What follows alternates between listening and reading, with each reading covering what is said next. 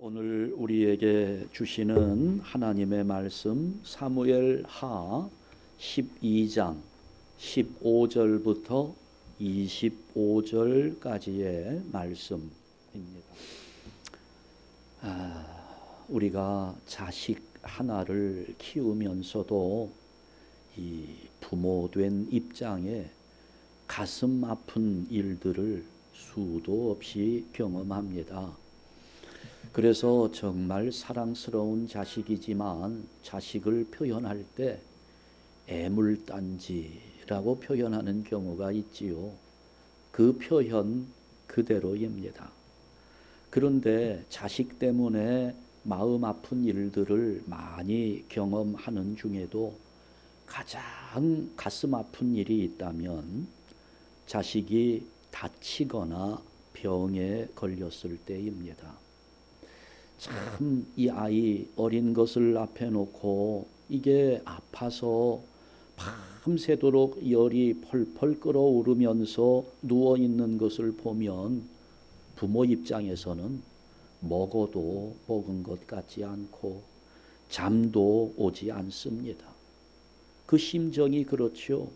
병에 시달리고 있는 그 자녀를 보면서 차라리 내가 대신 아팠으면 하는 거, 이게 모든 부모의 심정입니다. 더더군다나 부모의 실수 때문에 자식이 다쳤다거나 아니면 부모의 잘못으로 자식이 병에 걸렸다고 할 때 이 부모의 마음은 엄청난 죄책감 속에서 차라리 죽고 싶은 심정이 됩니다.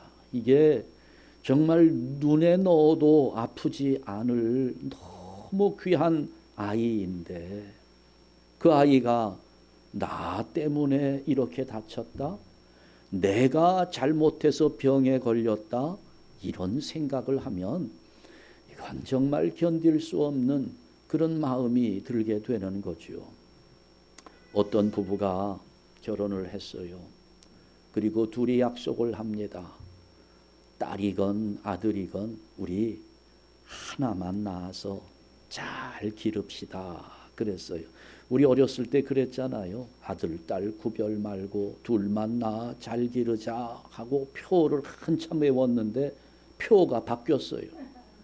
잘 키운 딸 하나, 열 아들 안 부럽다 이렇게 하나만 낳자고 표를 외쳤었는데 이제 이 부부가 우리 하나만 낳아서 잘 키웁시다 그랬는데 아주 잘생긴 떡두꺼비 같은 아들이 나왔습니다. 그래 그 아들을 볼 때마다 건강하게 똑똑하게 잘 자라주는 이 아들이 얼마나 사랑스러운지 진짜 부모로서 해줄 수 있는 거는 다 해주면서 뒷바라지하며 키운 것이 5살이 되었습니다. 자, 어느 주말에 아빠가 일찍 퇴근을 했어요. 아이가 축구하러 가자고 졸라댑니다.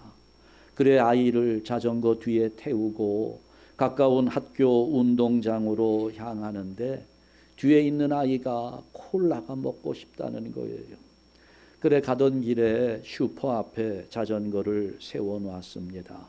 그 아이는 그냥 뒷좌석에 앉혀 놓은 채로 그렇게 콜라가 먹고 싶다고 하니 슈퍼에 들어갔습니다. 골라서 계산을 하는데 밖에서 끽 하는 자동차 굉음 소리가 들려옵니다. 깜짝 놀랐어요. 뛰어나가 보니까 이 아이가 벌써 피투성이가 되어 쓰러져 있습니다. 아빠가 금방 콜라를 사가지고 오려고 들어갔는데 그 세워놓은 자전거 뒷자리에 앉아있던 이 아들이 따라 들어가려고 내리려고 움찔하다가 이 자전거가 넘어지면서 이 아이는 길가 쪽으로 떨어지게 되었고 그 길을 자동차가 들이받은 겁니다. 오랜 기간을 치료하는데 결국 이 아이는 다리 한쪽이 불구가 되었습니다. 절뚝거려요. 그때부터 이 아빠가 아들을 바라보면서 가슴이 미어집니다. 끊임없이 자책해요. 내가 그때 그거 조금 귀찮다고 그거 데리고 들어갔으면 아무 일이 없었을 텐데 이 아이를 자전거 뒤에 앉혀놓고 들어갔다가 내가 그리 잘못해서 이 아이 평생 다리를 절며 살아야 되는 불구가 되었으니 그 아이 다리를 볼 때마다 가슴이 찢어지는 거예요. 우울증이 왔습니다. 결국 직장도 다닐 수가 없었어요. 직장도 그만두고 이 아빠는 술독에 빠지게 됩니다. 그래도 감사하게 알코올 중독이 심해지기 전에 하나님의 은혜로 신앙을 갖게 되었고, 그래서 우울증은 극복을 했어요. 그래 이 아빠가 이제 교인들 앞에서 간증을 합니다.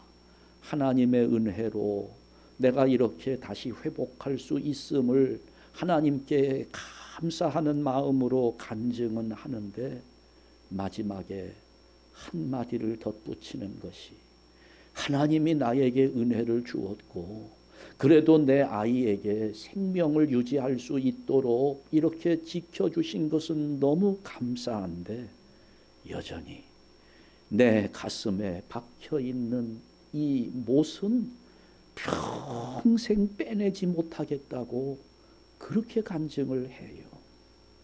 이게 부모의 마음이지요. 내가 잘못해서 아이에게 이런 불행이 닥쳤다라고 생각하면 이게 부모의 심정은 정말 이거 어떻게 견뎌내기가 정말 힘이 드는 상황이 되는 거죠. 오늘 우리가 읽은 본문을 보니까 이런 아버지가 등장합니다. 다윗 왕이지요. 간음을 저질렀습니다.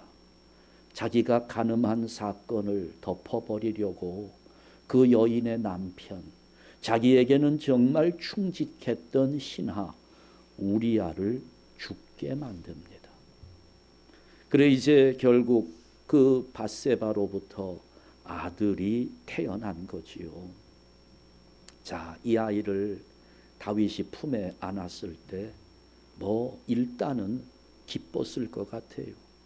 사랑하는 여인, 아름다운 여인을 통해 얻은 아이이니까 일단은 기뻤을 거예요. 그런데 하나님이 가만히 두질 않으세요. 이 아이를 치셨습니다. 이 아이가 아주 심한 질병에 걸렸어요. 다윗은 이 아이가 병에 걸린 원인을 알고 있습니다.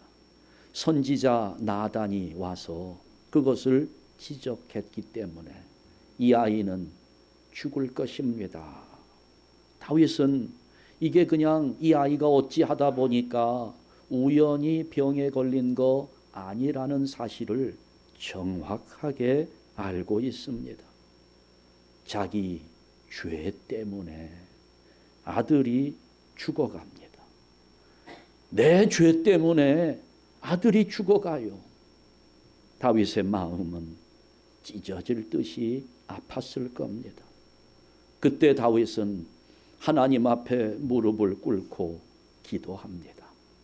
자, 자기가 저지른 죄값으로 자기 아들이 죽어가는 모습을 보며 찢어지는 가슴을 안고 하나님 앞에 기도하고 있는 모습이 오늘 우리가 읽은 본문의 내용입니다. 여기에서 우리는 내가 하나님께 드리는 기도와 그 기도에 대해서 하나님이 내려주시는 응답에 대한 진리가 담겨 있습니다. 이걸 발견할 수 있어요. 자, 우선 우리가 이 기도에 대한 부분을 생각할 때 첫 번째로 기억할 부분은 기도의 생명은 간절함에 있다는 것을 알아야 합니다. 기도의 생명은 간절함에 있는 것입니다. 자, 지금 다윗이 하나님께 기도를 합니다. 16절을 보니까 이게 그냥 기도하지 않았어요. 간구했다고 기록합니다. 간절한 마음으로 기도했다는 것이지요. 얼마나 간절함으로 기도했느냐. 금식했어요. 먹을 것을 전폐했습니다. 밤새도록 땅에 엎드려 기도합니다. 여러분, 다윗이 이때 뭐라고 기도했을까요? 여러분 같으면 뭐라고 기도하겠습니까? 사실 입이 10개라도 할 말이 없어요. 내 죄 때문인 걸, 이걸 하나님 앞에 뭐라고 간구하겠습니까? 오늘 본문을 보니까 다윗이 기도했다는 것은 기록되어 있는데 뭐라고 기도했는지 기도의 내용은 기록되지 않았습니다. 근데 충분히 우리가 부모 입장이 되어 보았기 때문에 상상은 할 수 있지요. 가늠할 수 있습니다. 아마 이렇게 기도했을 겁니다. 하나님, 잘못했습니다. 내가 저지른 죄, 피를 토하는 심정으로 회개합니다. 내 죄를 용서하시고 어떻게든 이 아이만은 좀 살려주십시오. 이 아이가 무슨 죄가 있습니까?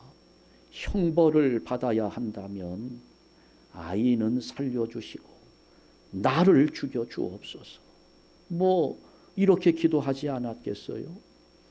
이 지금 다윗의 심정이 얼마나 간절했겠습니까? 정말 간절하게 하나님께 기도하고 있는 거예요.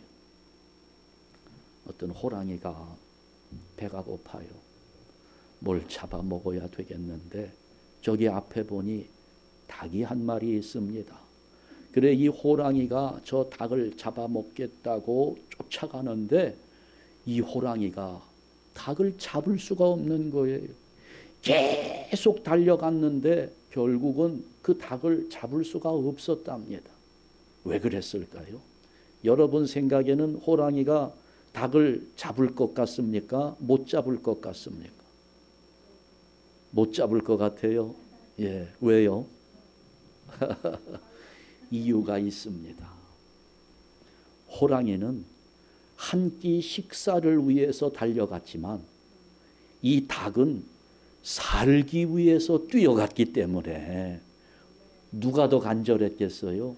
한 끼 배고픔을 극복하기 위한 간절함과 목숨을 놓고 살기 위한 간절함. 그러니까 호랑이의 간절함은 닭의 간절함에 비해서 형편없이 낮은 수준이었다는 거죠. 그래 못 잡았대요. 여러분 지금 다윗이 얼마나 간절하게 기도하는지 호랑이의 간절함을 넘어서서 이 닭의 간절함을 가지고 하나님께 기도하는데 목숨을 걸고 기도했을 겁니다. 마음을 다 쏟아부어서 기도하는데 오늘 보니까 하루만 기도한 거 아니에요. 7일 동안 기도한 것으로 보입니다. 금식하면서 7일 동안 철야하면서 간구했어요. 만약에 이 아이가 7일 만에 죽잖아요. 7일 만에 죽지 않았다면 한 달 아니라 40일 동안이라 해도 다윗은 아마 금식하며 기도했을 겁니다. 너무 간절한 거죠. 지금 이 아이가 내 죄 때문에 죽어가고 있는데 내 죄값으로 이 아이가 죽고 있는데 이거 부모 입장에서 내가 뭔들 못하겠느냐고요. 40일 그 이상도 했을 겁니다. 그러니 이런 간절한 기도 하나님이 어떻게 하셨을까요? 들어주셨을까요? 외면하셨을까요? 결과를 보니까 아이가 죽습니다. 그러니 이 결과를 놓고 볼 때 다윗이 그처럼 간절하게 기도했음에도 불구하고 하나님은 응답하지 않은 것처럼 보입니다. 그러나 그렇지 않습니다. 그걸 이제 우리가 하나씩 확인해 보려고 하는 건데요. 하나님은 다윗의 기도를 들어주셨습니다. 다만 우리의 방식이 아닌 하나님의 방식으로 들어주신 겁니다. 우선 중요한 것은 오늘 우리 기도의 생명은 간절함에 있다는 겁니다. 대충 한번 해보고 안 되면 그만, 이런 식으로 기도해가지고는 우리가 하나님 앞에 응답을 기대하기는 어려울 것으로 보입니다. 어떤 내용을 가지고 기도하든지 일단 우리가 하나님 앞에 기도하겠다 마음 먹고 무릎을 꿇는다면 간절한 마음으로 기도해야 되는 겁니다. 기도의 생명은 여기에 있어요. 간절함에 있는 것입니다. 두 번째, 그렇게 간절하게 기도했다면 기도한 후에 하나님의 뜻을 인정하고 받아들여야 한다는 것입니다.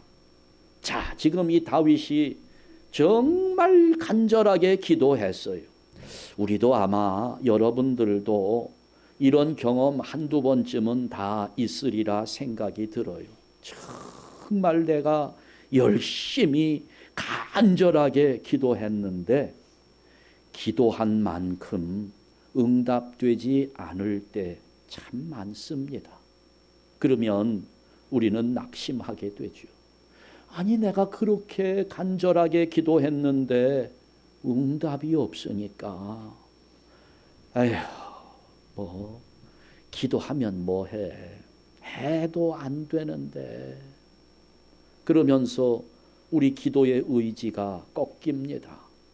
그러면서 또 다시 기도하는 것이 망설여지게 되지요.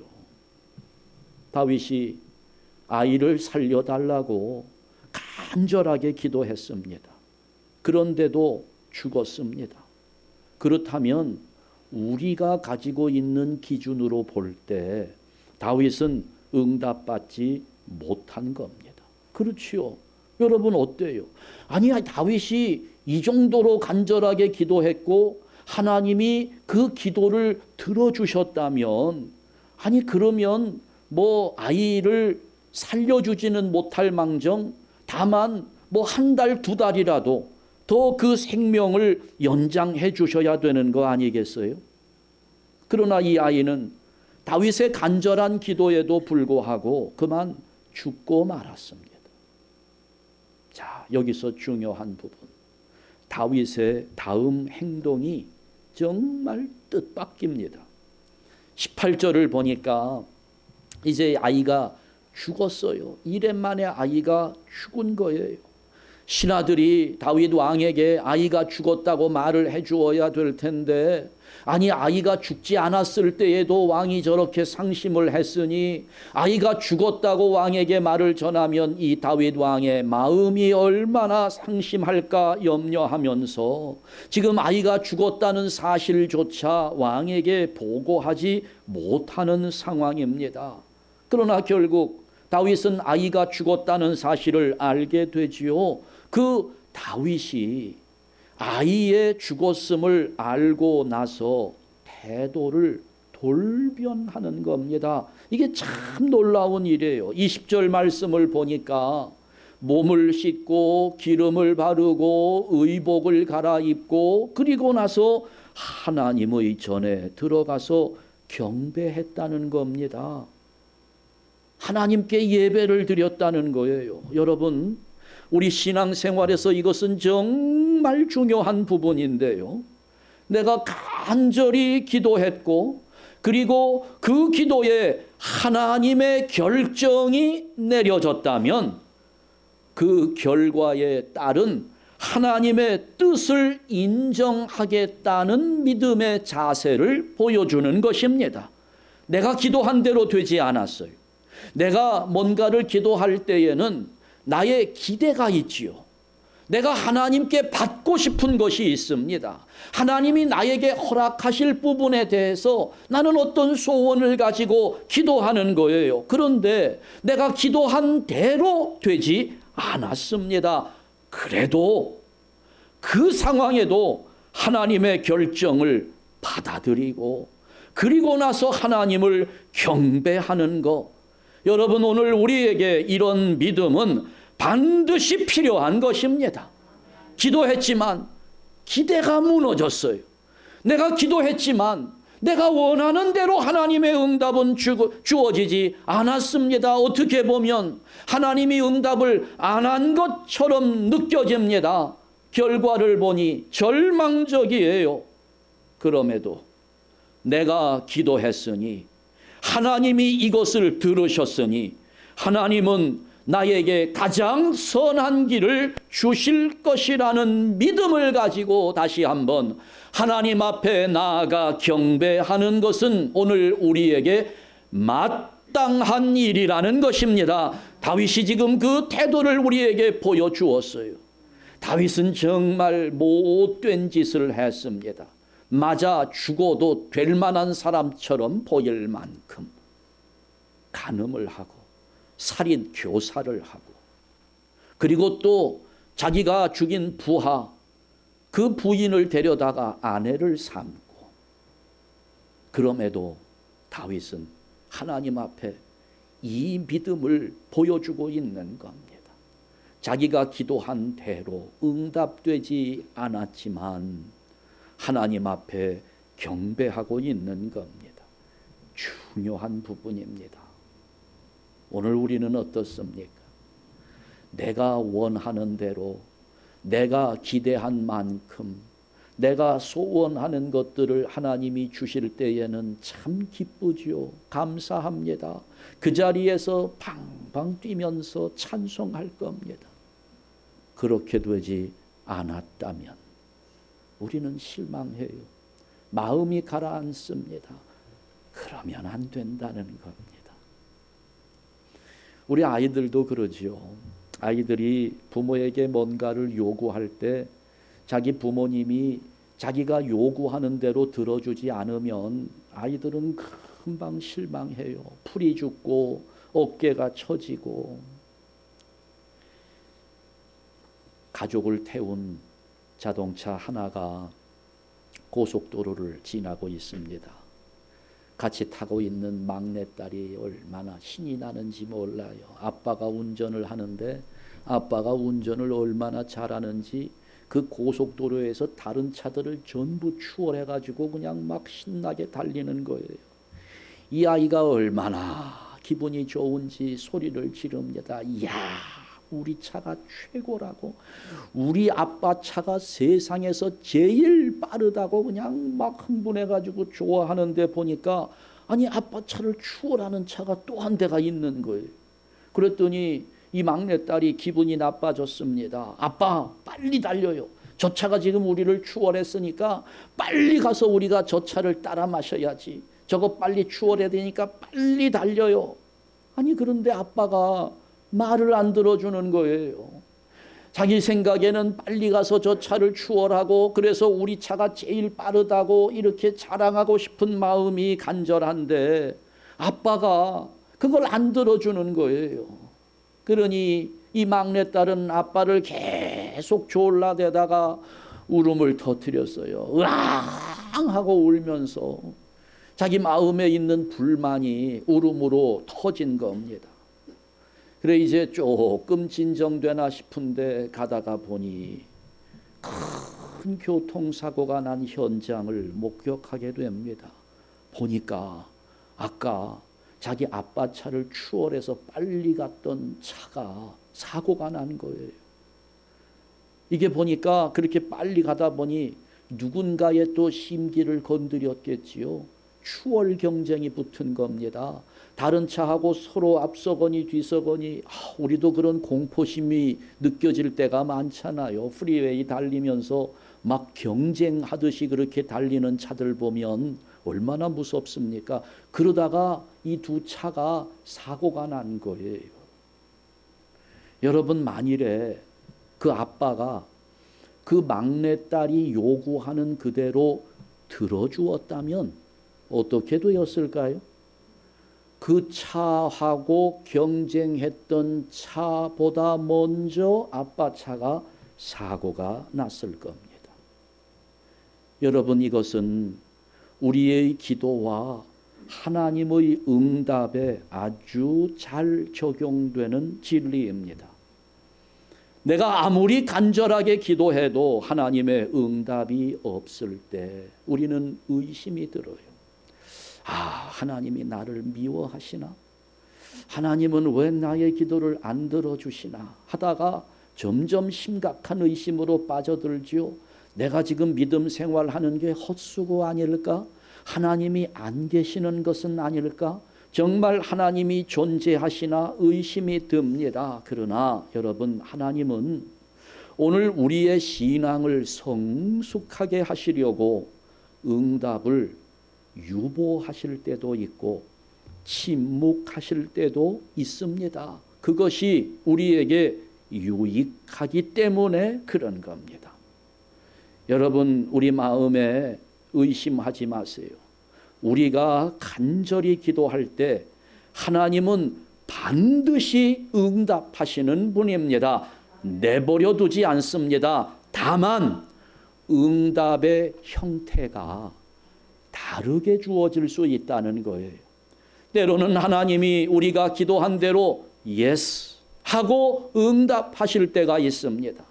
때로는 하나님께서 우리는 간절한 기대를 가지고 기도했지만 no 하고 응답하실 때도 있다는 겁니다. 아빠 빨리 가요 할 때 빨리 가면서 그 기대를 충족시키며 응답할 수도 있지만 아빠 빨리 가주세요 할 때 안 돼 하면서 no라고 응답할 때도 있다는 겁니다.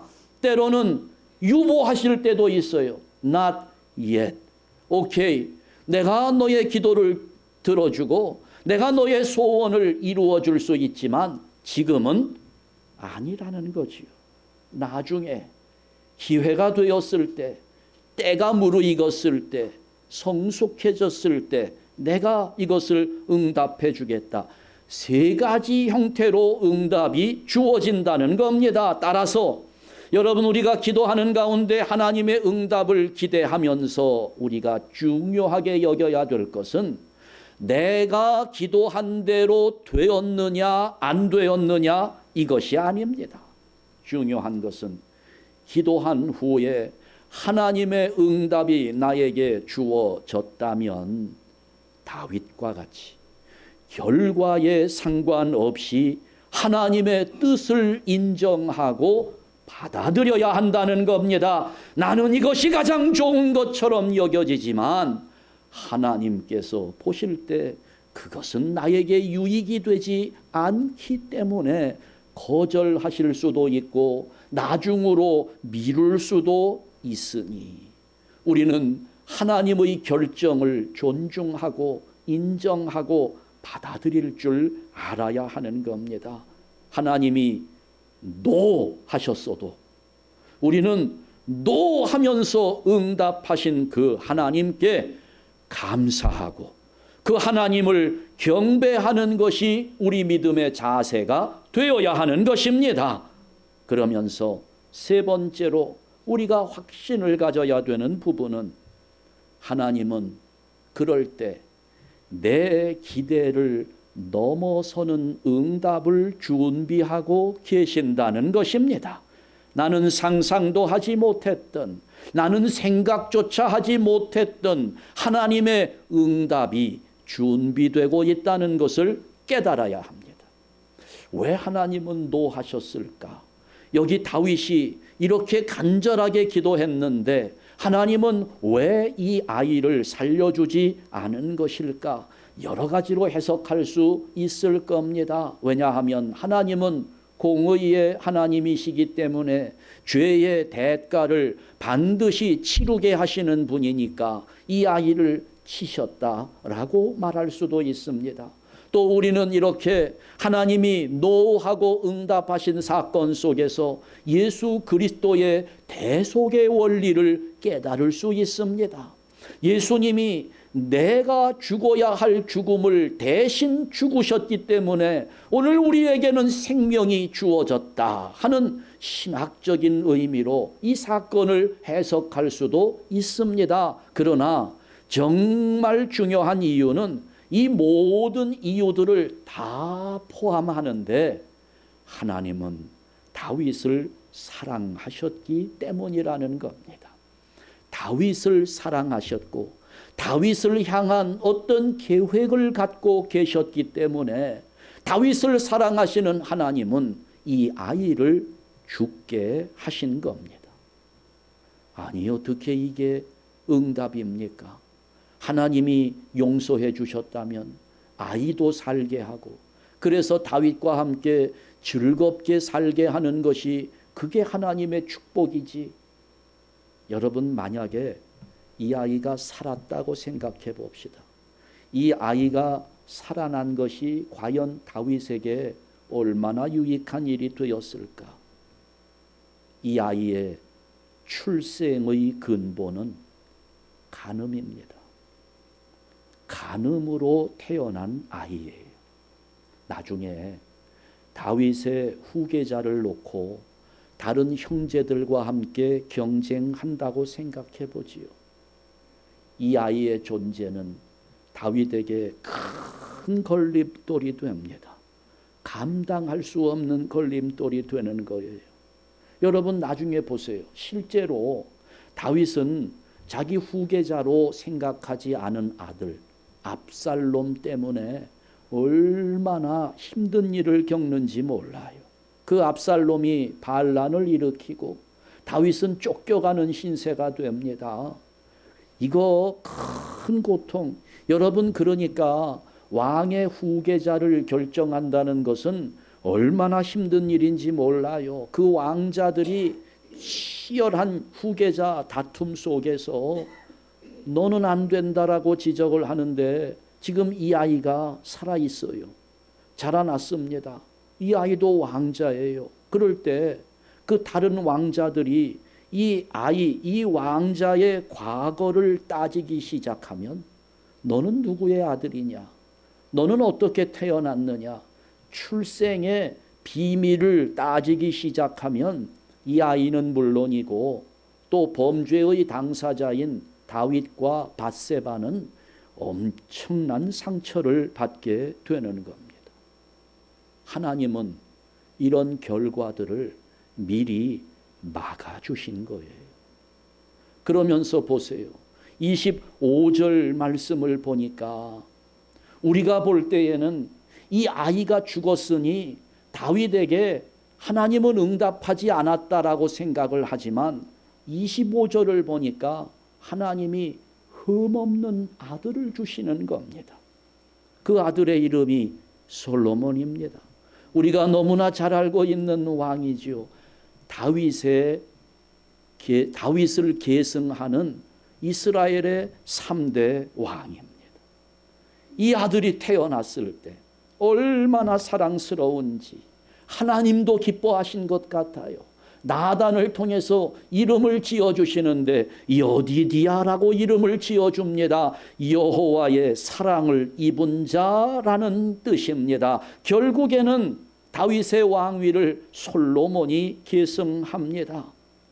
여러분, 여기에서 우리가 내리는 결론은 그렇습니다. 하나님은 노라고 응답하시지만 결코 하나님은 노로 끝내는 분이 아니라는 사실입니다. 하나님이 노 하실 때에는 내가 기대하는 것 이상의 더 좋은 응답을 준비하고 계시는 분이라는 것을 오늘 이 사건을 통해서 깨우쳐 주시는 겁니다. 그러니 우리가 확신을 가져야 돼요.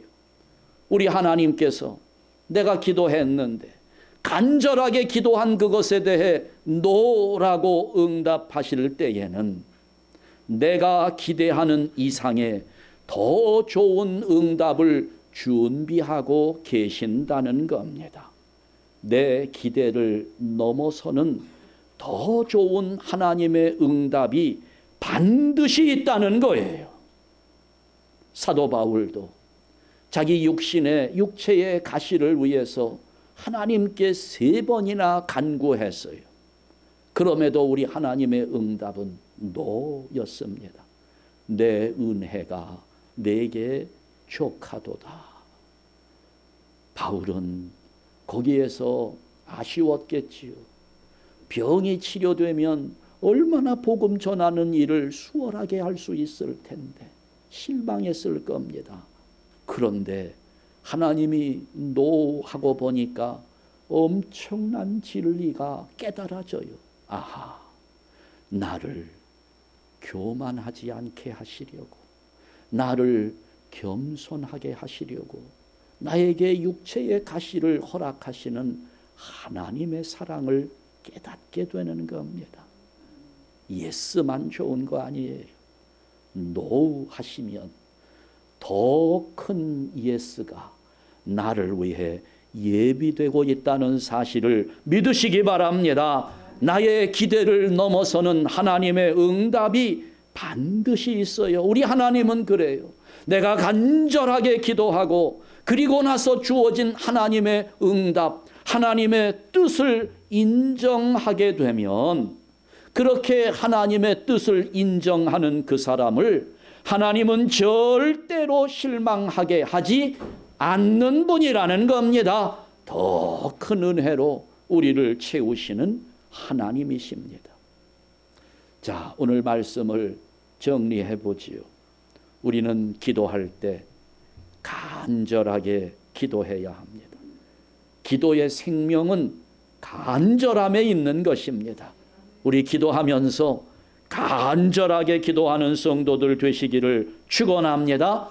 기도한 후에 내가 기도한 대로 응답되지 않았어도 하나님은 더 좋은 응답을 준비하고 계시니 실망하지 말고 여전히 우리는 하나님께 나와 감사하며 경배하는 것을 잊지 말아야 하는 것입니다.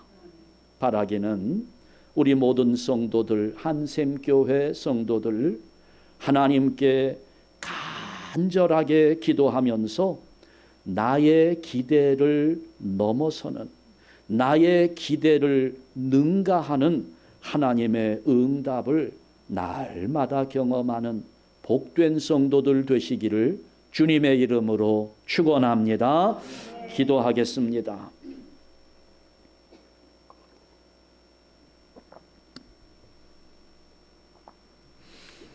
하나님 아버지, 감사합니다.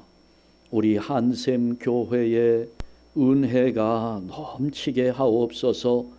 하나님의 은혜가 넘치면서 우리의 믿음이 더욱 성숙해지기를 원합니다. 우리가 여전히 유치한 신앙의 단계에 머물면서 내가 기대한 대로만, 내가 원하는 방법으로만 응답이 주어지는 것을 기뻐해 왔습니다. 하나님, 그러나 이제는 우리가 하나님의 마음을 헤아리는 자들이 될 만큼 성숙한 자리에 서기를 원합니다. 하나님의 응답이 노라고 주어졌을 때조차도 우리는 하나님의 결정을 받아들이고 인정하면서 여전히 하나님께 감사하며 하나님을 경배하는 성도들 되게 하여 주시옵소서.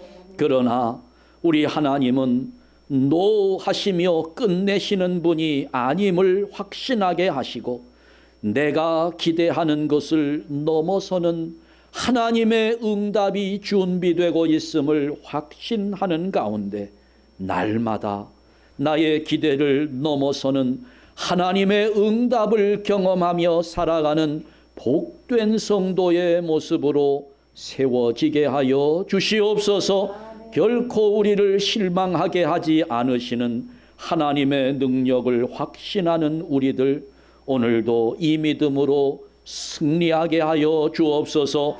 예수 그리스도의 이름으로 기도하옵나이다. 아멘.